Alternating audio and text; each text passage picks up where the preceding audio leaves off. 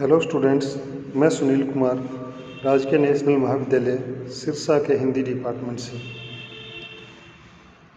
आज का जो हमारा ऑनलाइन विषय है वो लीलाधर जोगुड़ी की कविता बहुत से पत्थर पड़े हैं, इससे संबंधित है। और इस कविता के अंदर लीलाधर जोगुड़ी जो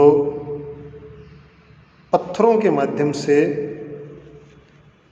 इंसानी क्रूरता है उस क्रूरता के ऊपर उन्होंने प्रकाश डाला है। और यहाँ पर जोगुड़ी जी ये स्पष्ट करते हैं कि धरती के ऊपर विभिन्न प्रकार के जो प्राकृतिक परिवेश है उस प्राकृतिक परिवेश में हमें बहुत से पत्थर इधर उधर बिखरे हुए या पड़े हुए दिखाई देते हैं। कुछ पत्थरों ने समुद्र के पानी की धार सुनी, कुछ पत्थरों ने बरसात की आवाज़ें सुनी, तो कुछ पत्थर ऐसे भी थे जिन्होंने मरुस्थलीय क्षेत्रों में पड़े रहकर अपने जीवन को सुचारू रूप से बनाए रखा। और बहुत से पत्थर ऐसे भी थे जो सन्यासियों की भांति हमसे इतनी दूर पड़े हुए हैं कि उनकी सिर्फ गिरती हुई जो बर्फ़ है पहाड़ी क्षेत्रों में, वो बर्फ़ रूपी शांत करने वाली जो आवाज़ है वही सुनी जा सकती है। तो ये जो कविता है, इस कविता के अंदर लीलाधर जोगुड़ी ने पत्थर के माध्यम से मनुष्य की जो दशा है उसका चित्रण करते हुए व्यक्ति की इंसानी क्रूरता पर प्रकाश डाला है। तो आइए हम इस कविता के बारे में स्पष्ट रूप से इसकी अभिव्यक्ति के बारे में, इसके पद्यांशों को विस्तार पूर्वक सप्रसंग व्याख्या के माध्यम से पढ़ते हैं। तो सबसे पहले है, बहुत से पत्थर पड़े हैं पृथ्वी पर, कुछ तो समुद्री दहाड़ तक सुने हुए हैं, कुछ ने सुनी है सिर्फ बारिश की आवाज़ें। इस कविता में जो कवि है वो ये कहते हैं कि ये धरती बहुत विशाल है, विस्तृत है, व्यापक है, फैली हुई है, और इस धरती के ऊपर बहुत से पत्थर पड़े हुए हैं। कुछ तो समुद्री धार तक सुने हुए हैं, कुछ तो पत्थर ऐसे हैं जिन्होंने समुद्र के पानी की भी धार सुनी है,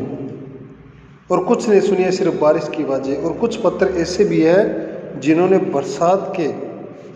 पानी की आवाज़ें भी सुनी हैं। बहुत से ऐसी जगह पड़े हैं जहाँ पानी की आवाज़ ही नहीं जाती। और लीलाधर जोगुड़ी आगे ये कहते हैं कि बहुत से पत्थर ऐसी जगह पड़े हैं जहाँ पर पानी की आवाज़ उन तक नहीं पहुँच पाती, जैसे बर्फीला जो क्षेत्र होता है, पहाड़ी जो क्षेत्र होता है वहाँ पर, और जहाँ पानी की आवाज़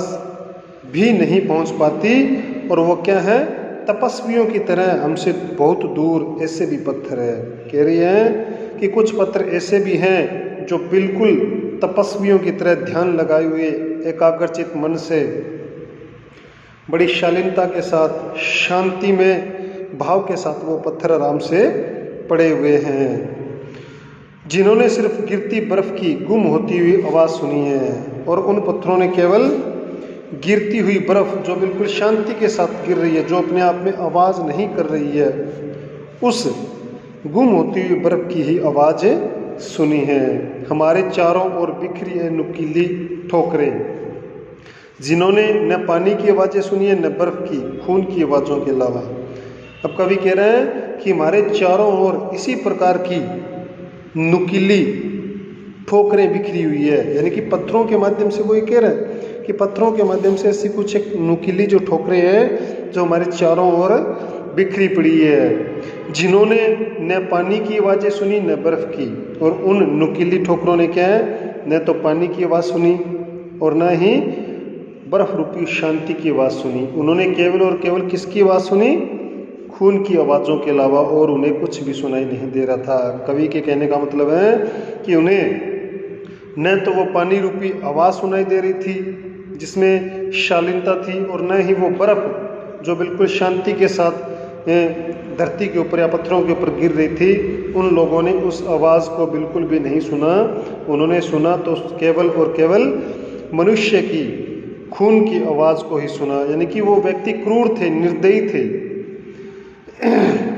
उसके बाद में दूसरा इसका पद्यांश है, पानी की आवाज़ के बिना जो पत्थर गुजरे हैं वे मलबे और दलदल में चुभे हुए होंगे कहीं। अब कवि यहाँ ये कह रहे हैं कि पानी की आवाज़ के बिना जो पत्थर गुजरे हैं, कि जिन पत्थर रूपी व्यक्ति ने पानी की आवाज़ नहीं सुनी, यानी कि जिन्होंने संघर्ष नहीं किया, वो व्यक्ति क्या है, गुजरे हैं। कहाँ से गुजरे हैं? मलबे में, यानी कि या तो वो मलबा बनकर रह गए हैं या उस मलबे रूपी दलदल के अंदर चुभे हुए कांटों की तरह फंस कर रह चुके हैं। कहने का मतलब कवि ये कह रहे हैं कि जो पत्थर बिल्कुल शांति के साथ, शालीनता के साथ अपने आचार व्यवहार के माध्यम से सब चीज़ों को सुन रहे थे, वो उन्नति कर गए। और लेकिन जिन लोगों ने इन चीज़ों को दरकिनार कर दिया,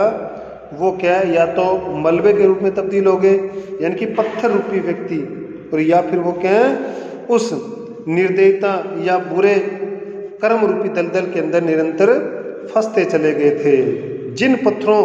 पर से गुजरी होगी नदी, उन्होंने अगर पानी से मिलाई होगी अपनी आवाज़, तो रेत हो चुके होंगे। अब कवि कहते हैं कि जिन पत्थरों पर गुजरी होगी नदी, कि कुछ पत्थर ऐसे भी थे जिनके ऊपर नदी गुजर रही थी, यानी कि नदी का पानी उनके ऊपर से गुजर रहा था। उन्होंने अगर पानी से मिलाई होगी अपनी आवाज़, और उन्होंने अगर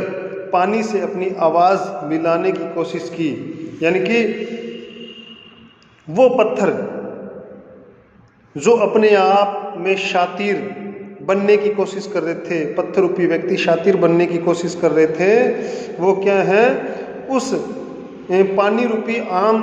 आदमी से अगर आवाज़ उन्होंने मिलाने की कोशिश की, या उस आम आदमी रूपी पानी ने उनके सामने अपनी आवाज़ को उठाने की कोशिश की, तो उस साती रूपी पत्थर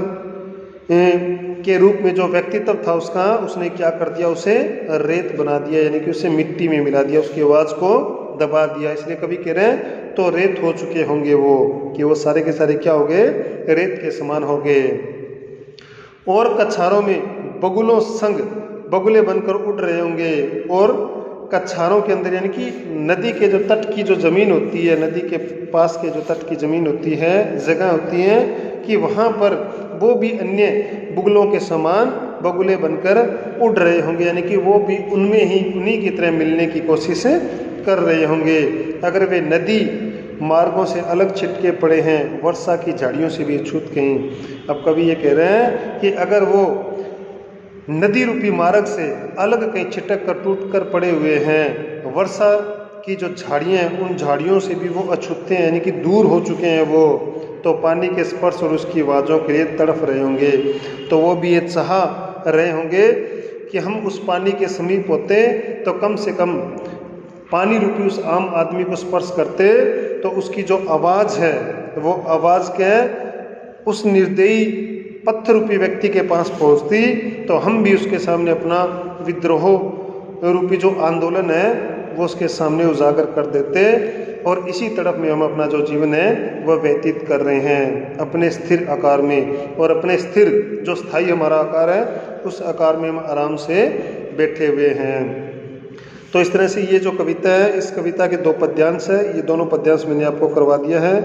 और बिल्कुल आसान सी कविता लीलाधर जोगुड़ी की। मैंने आपको बताया कि प्राकृतिक परिवेश में पड़े पत्थरों की दशा का जो चित्रण है वो इंसानी क्रूरता के माध्यम से लीलाधर जोगुड़ी ने किया है, और उन्होंने ये स्पष्ट रूप से बताने की कोशिश की है कि जो व्यक्ति होता है वो केवल और केवल खून की आवाज़ें ही सुनता है, अन्य प्रकार की वो आवाज़ें नहीं सुन सकता, क्योंकि उसका जो दिल है वो क्या, पत्थर दिल इंसानों की नुकीली ठोकरों के समान हो चुका है। तो आशा करता हूँ कि बहुत से पत्थर पड़े हैं लीलाधर जोगुड़ी की एक कविता थी जो आपको अच्छे से समझ में आ गई होगी। धन्यवाद।